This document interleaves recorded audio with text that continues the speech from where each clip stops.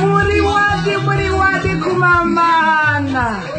Hamsi nevanu makorokoto Tatelicious na Richard Muchato. Iwe!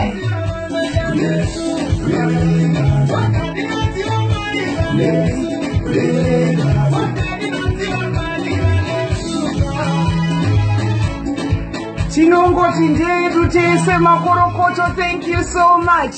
Naivedwe, hanzi mwana anosimudza mabhalanzi naye kubva muguruva.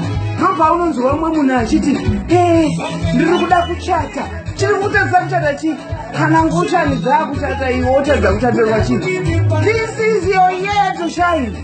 Don't allow the year to end without a miracle.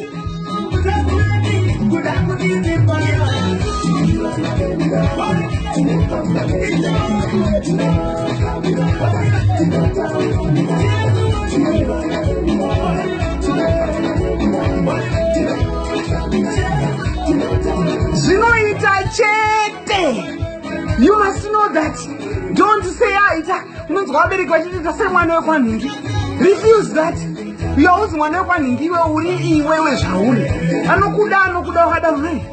Neubhalanzi iwowo. So we just say thank you for the congratulations. Mwari vatigonera vedu.